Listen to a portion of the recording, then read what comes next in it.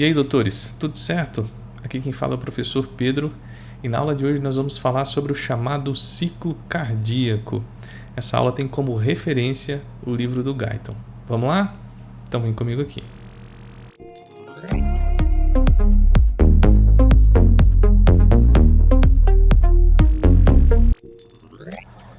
Beleza, gente, para que a gente possa começar esse assunto, eu gostaria de trabalhar com vocês conceitos que muitos vão perceber que são conceitos triviais demais, né? Ou seja, conceitos simples. Porém, a gente sabe que o coração ele contrai e ele relaxa. E o processo de contração, nós nos referimos a esse processo como sendo sístole. E aí é claro, se os átrios contraírem, nós vamos chamar esse processo de contração atrial de sístole atrial. E se os átrios relaxarem, nós vamos nos referir a esse processo de relaxamento dos átrios como sendo de diástole atrial. Semelhantemente, os ventrículos contraem. Então, nós nos referimos a esse processo de contração dos ventrículos como sístole ventricular. E é claro, ele também relaxa. E quando ele relaxa, nós nos referimos a esse processo como diástole ventricular.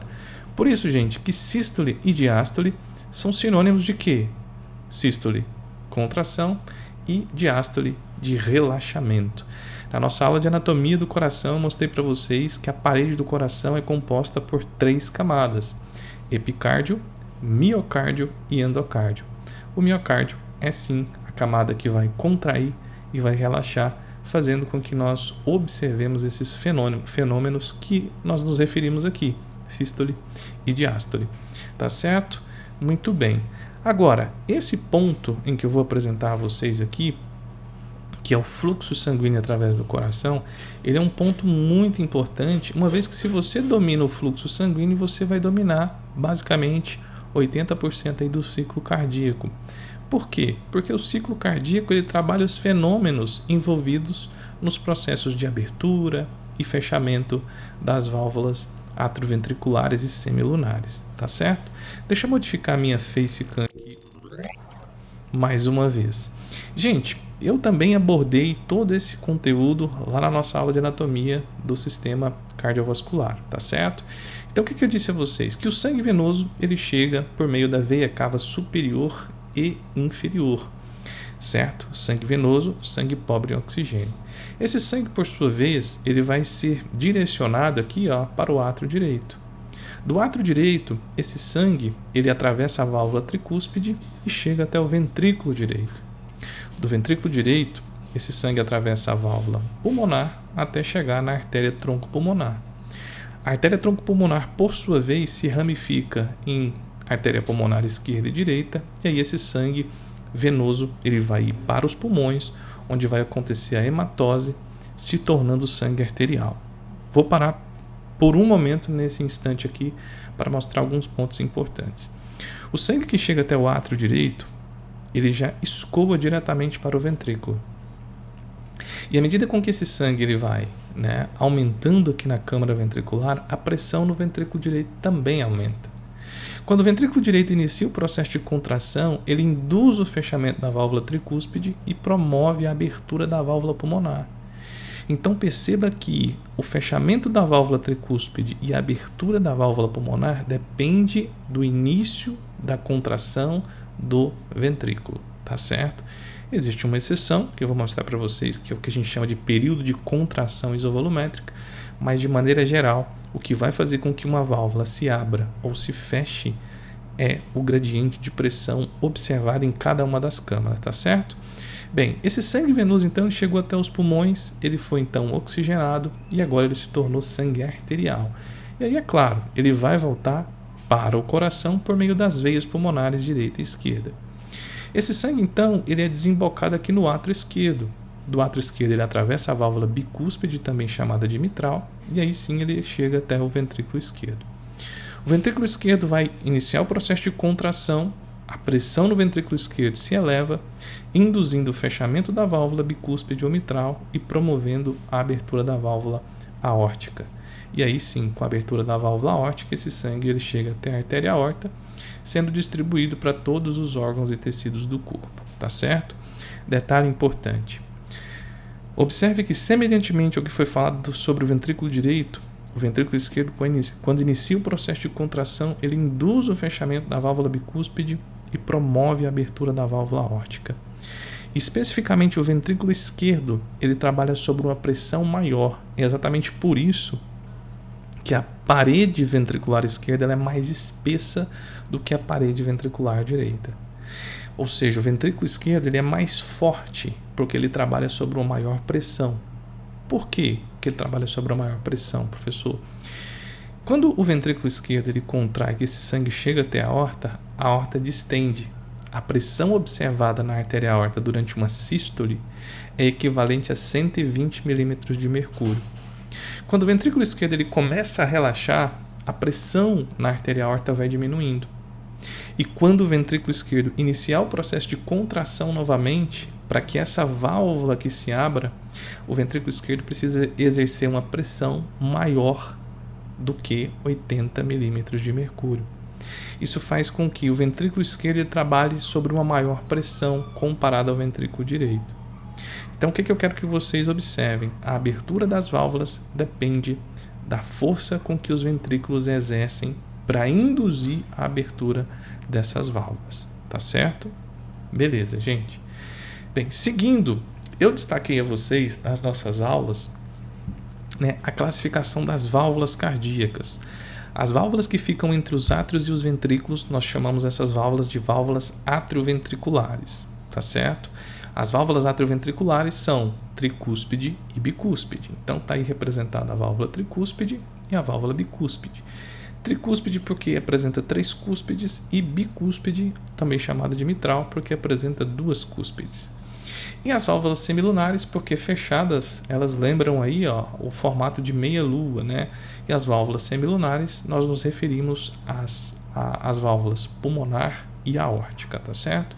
Então existe essa classificação, e é importante eu conhecer essa classificação, porque o livro ele vai falar sobre abertura e fechamento dessas válvulas e eu preciso estar atento a quando que as atrioventriculares se abrem, a quando elas se fecham, porque isso faz total sentido lá no ciclo cardíaco, ok?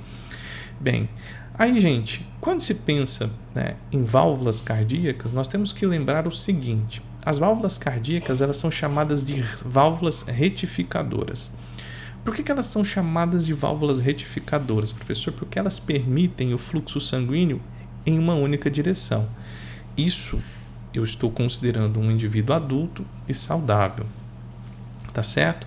Quer dizer que o sangue por si só, quando ele chega nos átrios, eles já são, esse volume de sangue já é direcionado para os ventrículos, tá certo?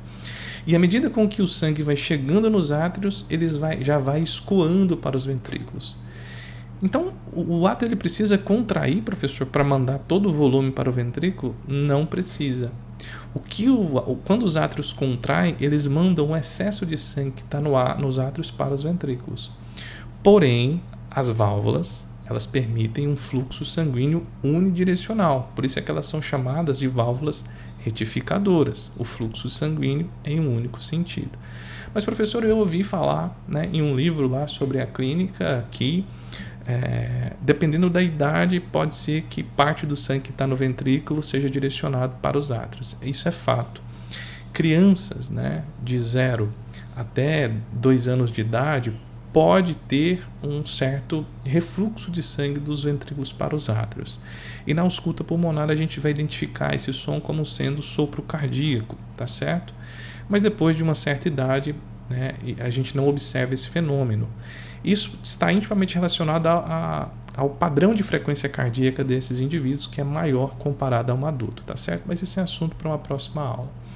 Agora, como vocês observaram, a abertura dessas válvulas depende do gradiente de pressão nas câmaras ventriculares, e é exatamente sobre esse ponto que eu vou mostrar para vocês aqui, de acordo com o que a gente for discutindo, tá certo? Primeiro, pense comigo, a abertura da válvula tricúspide e bicúspide. Quando que as válvulas atrioventriculares se abrem?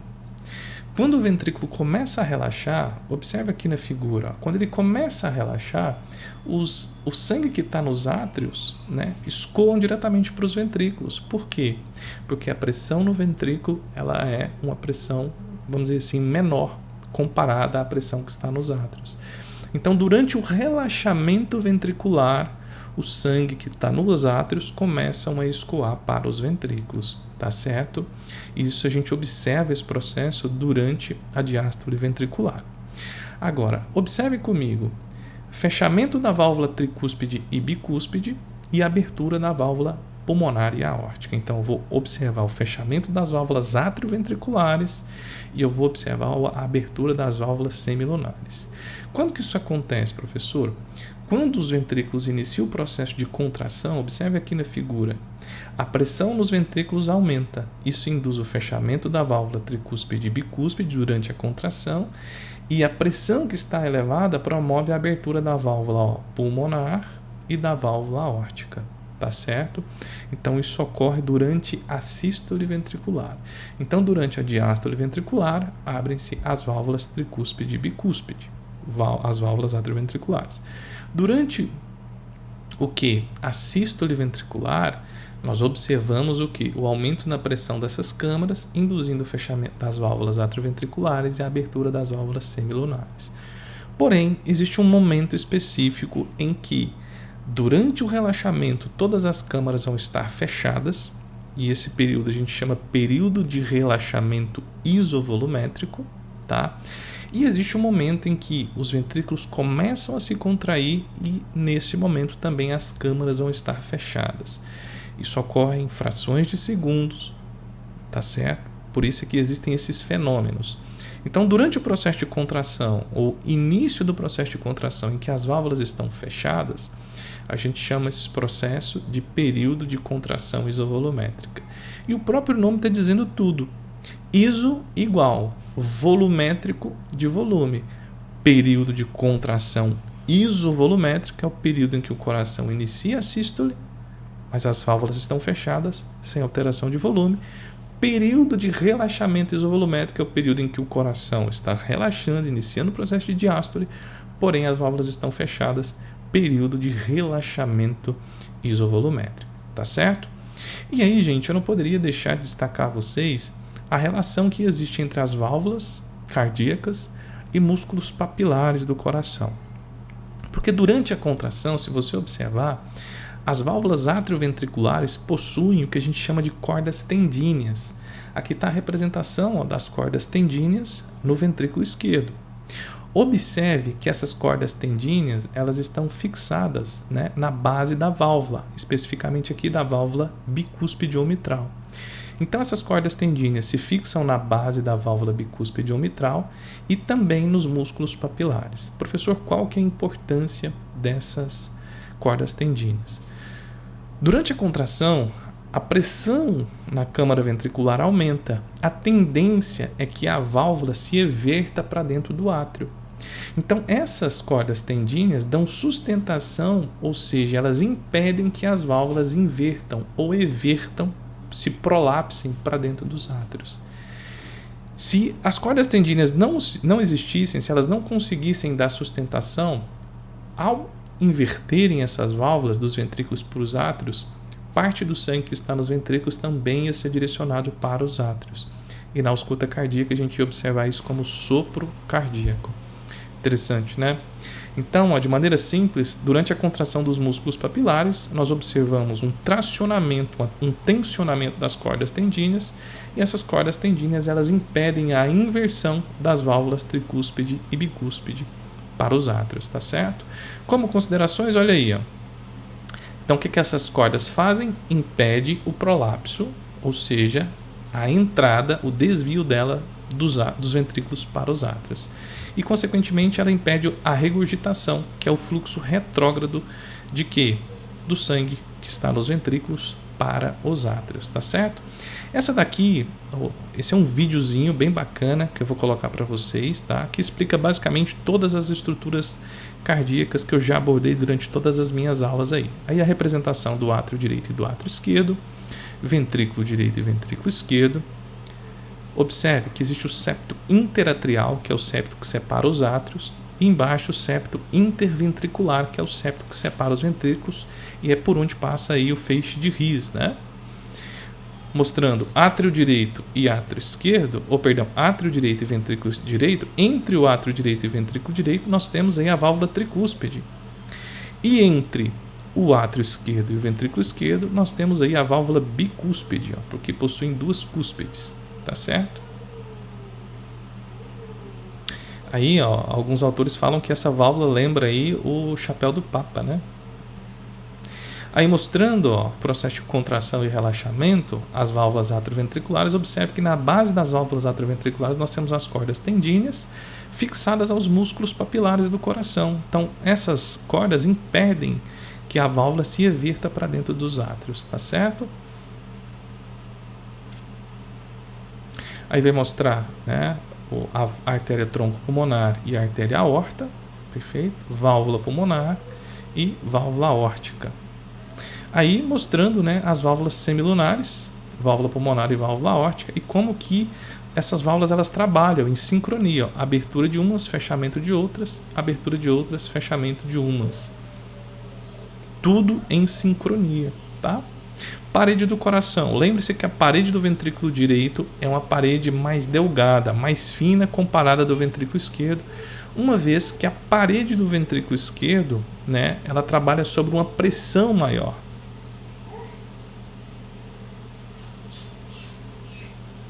Vamos lá? Aí, ó, parede do ventrículo esquerdo, parede do ventrículo direito. Beleza? E aí, os feixes de condução, né, da corrente elétrica. Nó sinoatrial, nó atrioventricular, feixe de His e fibra de Purkinje, que são os feixes de condução que vão induzir a contração e o relaxamento do músculo cardíaco. Beleza, gente? E aí, a gente trata aqui, né, de alguns pontos muito importantes sobre os conceitos que eu já trouxe a vocês. Período de contração isovolumétrico, tá? E período de relaxamento isovolumétrico. Gente, período de contração isovolumétrica, como eu disse a vocês, o coração ele inicia o processo de sístole, porém as válvulas estão fechadas. Como as válvulas estão fechadas, não existe alteração de volume. Por isso a gente chama o início do processo de sístole como período de contração isovolumétrica. A gente vai observar o aumento da pressão na câmara cardíaca. Lá no gráfico eu vou mostrar para vocês daqui a pouco, tá certo? Período de ejeção é quando as válvulas se abrem, especificamente a válvula aórtica. Então, quando a válvula aórtica se abre, isso quer dizer que vai ocorrer o que a gente chama período de ejeção. É onde aquele volume de sangue que está no ventrículo esquerdo vai ser então ejetado. Para que a válvula aórtica se abra, necessariamente o ventrículo esquerdo precisa exercer uma pressão maior do que 80 milímetros de mercúrio. Desculpa, tá errado isso daqui, tá? É maior do que 80, não maior ou igual. Então, a pressão no ventrículo esquerdo tem que ser maior do que 80 milímetros de mercúrio, ok? Beleza. E o período de relaxamento isovolumétrico, gente, é o período pelo qual onde o coração inicia o processo de relaxamento, porém, durante esse período de diástole, início da diástole, as válvulas vão estar fechadas e, consequentemente, não vai haver alteração de volume nas câmaras cardíacas.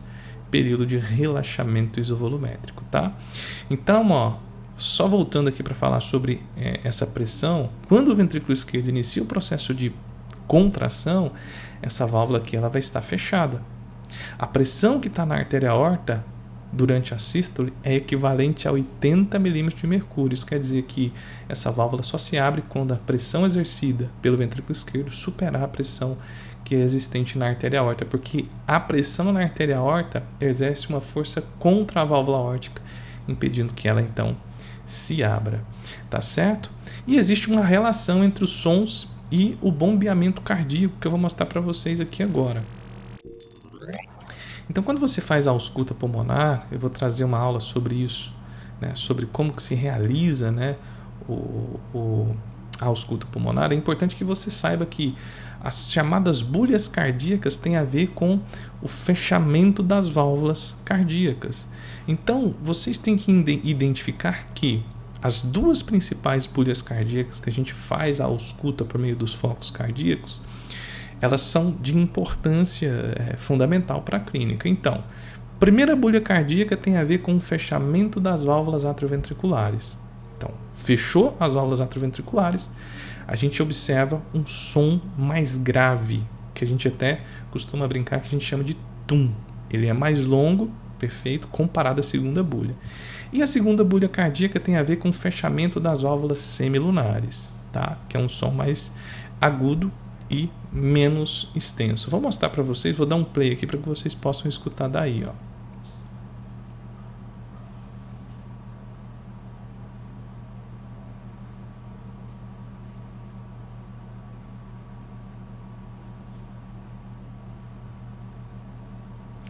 Ok, som mais grave, tum, primeira bulha, fechamento das válvulas atrioventriculares. Segunda bulha tá, né, vamos dizer assim, fechamento das válvulas semilunares. Vamos de novo? Olha lá, ó.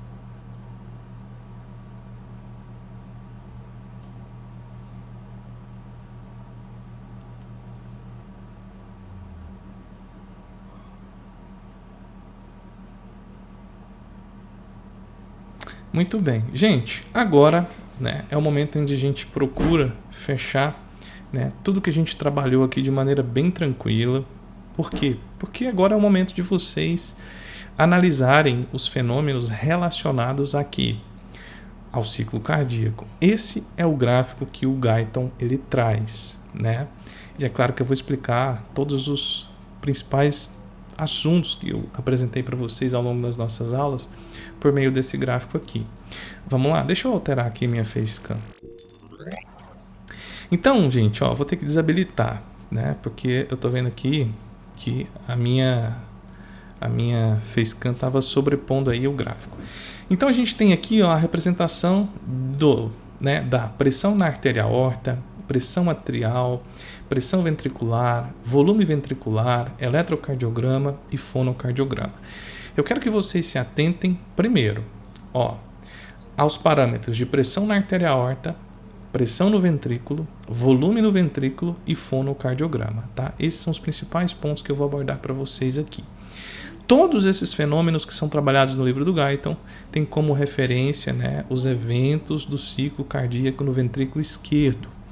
Então vamos analisar primeiramente aqui, ó, esse gráfico de linha azul. Observe que se você posicionar o mouse aqui ou o dedo e descer até aqui embaixo, ó, a gente vai observar, né, um fenômeno de primeira bulha cardíaca. Então esse ponto em azul aqui, ó, bem aqui, se você descer, ó, você vai identificar o início da primeira bulha cardíaca. E a primeira bulha cardíaca se refere a quê? Ao fechamento da válvula atrioventricular. Fechou a válvula atrioventricular, o que a gente já escuta? A primeira bulha cardíaca. Tá certo? Não é difícil. Posiciona o dedo ou o mouse, se você estiver, claro, fazendo a prova, e desce, ó, início da primeira bulha cardíaca. Gente, se a válvula se fecha, prestem atenção, se as válvulas se fecham, observe que vai começar a aumentar a pressão no ventrículo, ó. Isso aqui é a pressão no ventrículo. Porém, a pressão no ventrículo, ela está aumentando. Só que você observa que não existe alteração de volume. Olha aqui o gráfico em vermelho, ó.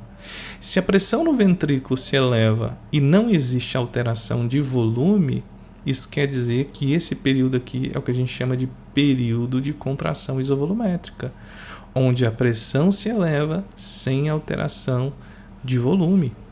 Ok? Aí, gente, ó, se a pressão está se elevando sem alteração de volume, período de contração isovolumétrica, tá?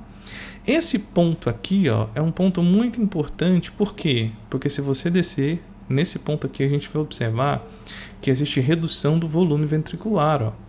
Então, o que a gente observa nesse ponto aqui é o período da abertura da válvula aórtica.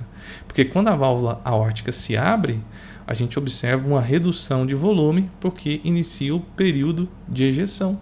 Então, a gente tem o período de ejeção, que é o período em que o ventrículo esquerdo, né, bombeia o sangue, ejeta o sangue, devido à abertura da válvula aórtica. Aí a gente observa o quê? Uma redução do volume ventricular. Ok? Bem, então, o volume do ventrículo ele está o quê? Reduzindo, né? Observe esse ponto aqui, gente, ó. Agora o que vai acontecer? O ventrículo ele vai começar a relaxar, né? E nesse momento aqui, ó, fecha a válvula aórtica.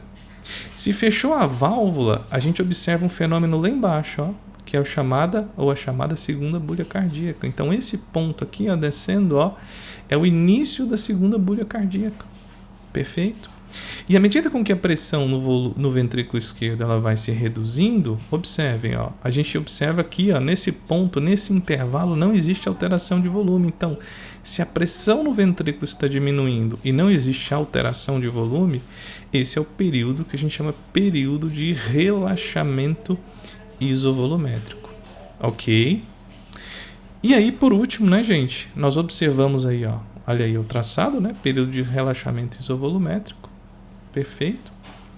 E aí, né, esse período aqui, onde a gente observa a abertura da válvula atrioventricular.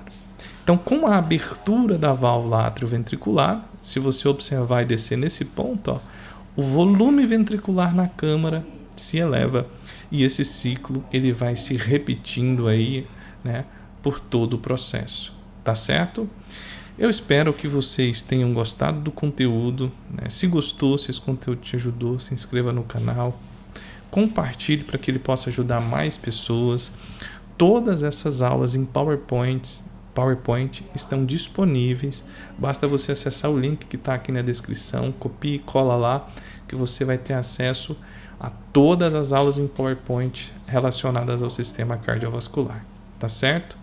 Deus abençoe a cada um de vocês. Um grande abraço e até a próxima.